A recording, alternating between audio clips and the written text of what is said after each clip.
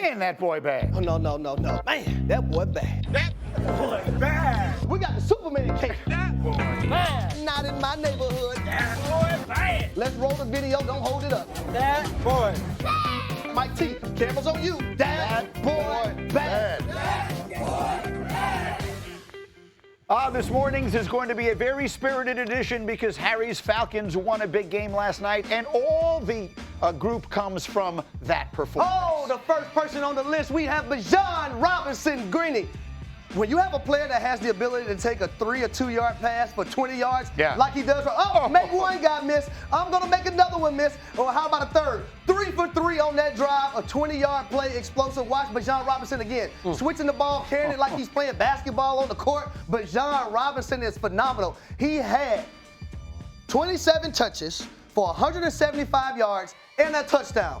Ladies and gentlemen, Bijan Robinson, that boy bad. Oh my God, this next person, we've been waiting for many years for this. Kyle Pitts, he balled out last night. 11 receptions for 166 yards and 3 touchdowns. This is a shallow route, miscommunication on the back end. That's not Kyle Pitts' problem, that's a Tampa Bay Bucs problem. Great job by him going up and making that catch, now allowing that DB to have an interception in the end zone. But then you have a wheel route. Kyle Pitts in that left cheek, right cheek, I don't care what damn cheek it is, he got in the end zone. Kyle Pitts, that boy bad. Oh, and last but not least, Kirk Cousins. He is my cousin again because he passed for over 300 yards. Great job with your eyes, Kirk Cousins, holding that safety, letting that guy clear out. But then watch him right here. Fake the pump to the screen, come to the middle to Mr. Seals the fifth. About time he made a catch because he dropped a touchdown early in the ball game. Mr. Seals did his job. But look at this. This is 4th and 14. Mr. Seals again. We call that the honey hole, baby, because we like honey. Kirk Cousins, Kirk Thuggins, Kirk my cousins. That boy bad. Very good. And by the way, a special shout out to the shoes. The shoes that Harry has on today Can't hide that Monday. are spectacular. No question about it. Okay, now we turn our attention to what I believe, this has been my long-standing theory. Every football fan's favorite thing in the world is to watch frigid cold games. If I can channel my inner Tom Skilling, it is going to be freezing in Chicago when the Browns and Bears play this weekend. We got 10-degree temperatures, 15 to 20-mile-an-hour winds. It's going to feel like -5 in this game. And it has long been my theory that fans like me love to sit in their nice, warm, cozy surroundings and try and understand what it must be like to play in these games. So I had you guys pick out the coldest game you ever played in. Bart, I'll start with you. January 3rd, 2010, Jets against the Bengals. We have highlights. Yeah, this was a tough game, man. We had to win this game to get in the playoffs. They set a lot of their players. Those rubber pellets, when it's that cold, freezes and it's like falling on gravel. You get up and you see your skin is white and you're just waiting for it to start bleeding, but it's too damn cold to bleed. Why are you not wearing sleeves? You're one of these no sleeves guys? Oh yeah, absolutely. LBG, baby. Listen, it's cold no matter what you put on. You know what I'm saying? And what's the beauty of cold games? When the shoulder pads stiffen up and you use them as weapons. You bounce people's head off the damn turf. And J-Mac and Harry actually played you were teammates on the same game on the same day, December 18th, 2016. How cold was it? Oh, it was freezing. So freezing. On this play early in the game, look at me get all drive on the sideline. That was my last snap. AC. You see, I'm right there like, why the hell am I out here right now? What did you have to jump? I had another game out here. It was so cold. Kerry Collins threw a pass, threw it out of bounds. It hit Will Hayes on the head. He had a concussion, didn't have a return to the game. Okay. That's how damn cold it gets. And then Harry, how about, Well, I'll tell you, for me, I dropped every single pass in warm-ups, and it was the only game of my career where I said, I don't want Marcus Mariota to throw me one damn pass.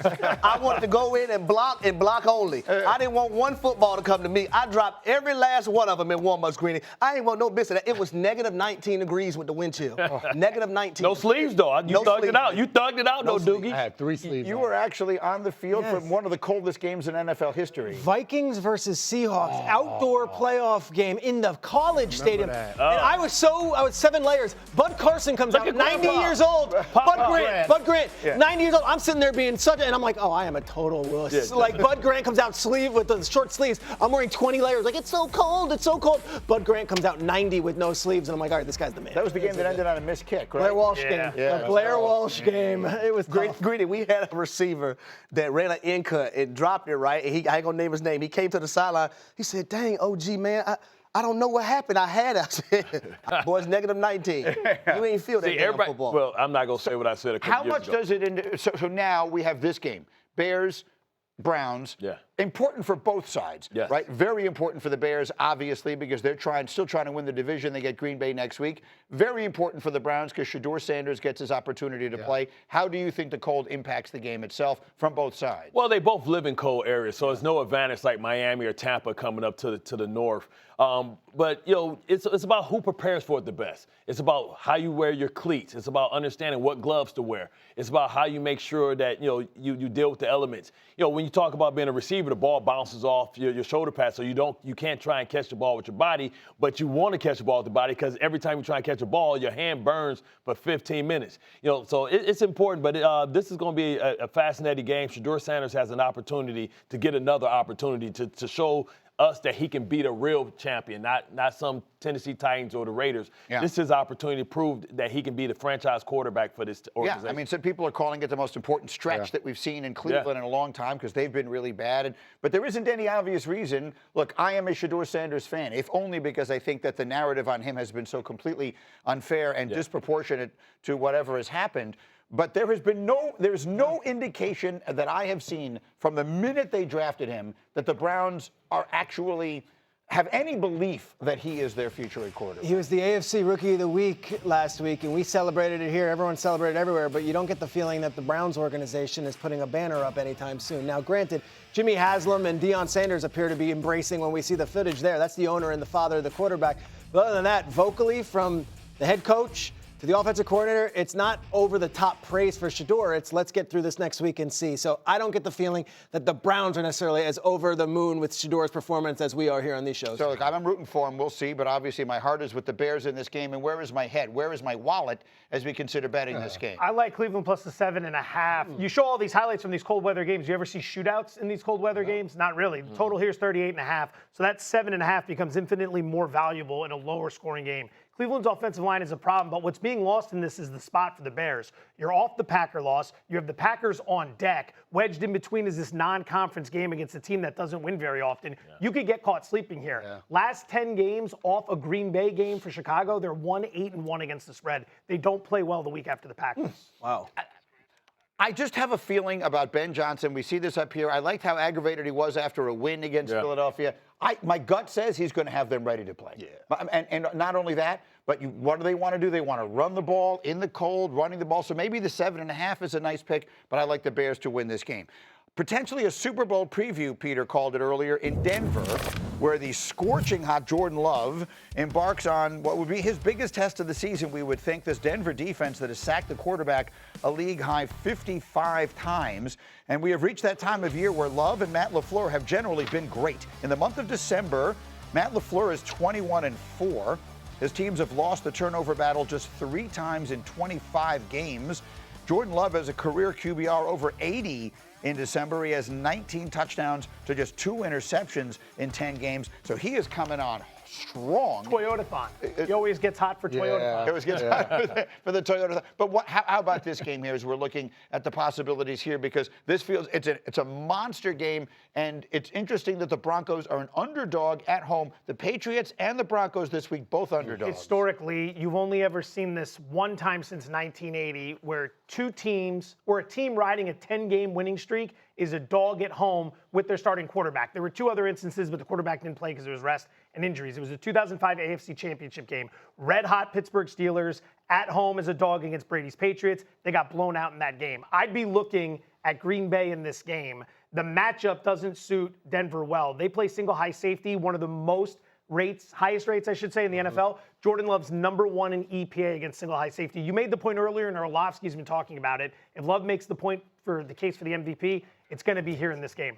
What do you think? Yeah, I think the game comes down to how the Green Bay Packers handle pressure. With Jordan Love, what are the decisions that you're going to be making when they're sending 5 and 6 guys at you? Are guys going to be able to get open, or are you going to be able to get the ball out of their hands? For that offensive line, can you protect Jordan Love long enough for him to make plays down the field? And then now can they run the ball with Josh Jacobs to alleviate some of that? Denver doesn't lose in that stadium. They have a winning streak as good as anybody, minus the Patriots. And again, even hearing that great stat from you, Joe, there's still this nobody believes in us card that they are leaning into, and Sean Payton can motivate them like no other, that they still don't believe us. They're still picking against us. Vegas, get up, wherever.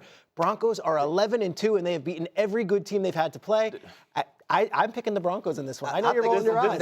No, I'm saying this is a game. Has to make throws. It's not a game you can hide him in. It can't be screen passes. I know his stats it can't are be smoke and what mirrors. you think they would be, but does he not make the big play? I understand. I can't even say hide him because there's nothing more important for the quarterback position than when the game's on the line in the fourth quarter. Can he win? That's when he's and great. He's at the very top of the league when it comes to game-winning drives. But Green Bay has closers too. Oh, yeah. So we want to talk about the Denver Broncos pass rush. They got two killers on the outside as well. And this was Michael Parsons was brought in for. Nobody cares about what somebody's record is at home. What the hell they got to do with me? So you're saying Micah Parsons comes in there and thinks we're the team to look. I mean, these teams obviously don't play in the same conference. I see a lot of Green Bay Setting up the there. tone, Schrader, baby. The believer. Give me one final thought on this one, Harry. Yeah, I think it's going to come down to Bo Nix. He's going to have to make 4 or 5 throws in this game. The last big game that the Denver Broncos had at home, it was the Kansas City Chiefs. And you see some throws here from Bo Nix and what he was able to do and been pinpoint accurate. He had his receiver on a go route. He was accurate. Ball placement was everything. You're going to see it right here as it comes up on this screen. At some point, it's going to come up right here. Great job by the wide receiver getting outside on the go route, but watch the ball placement by Bo Nix. Pinpoint accurate right there. Ball placement is everything. And then you get down to the fourth quarter, and the game is on the line. You need your quarterback to make an accurate throw to put your team in field goal range to go down and kick the game-winning field goal. Great job by Troy Franklin, inside release. But watch the ball placement by Bo Nix on his back shoulder so the DB has no idea where the football is located. This is one game. He does it every week. But every week in the last 3 minutes. But the point is there's 57 minutes before that. And I like Bart's point as well. We talk all we want. Benito and Cooper, they rush the quarterback. Give me Micah Parsons in that. And the fact is, Kansas City can't rush the passer, so they had to blitz.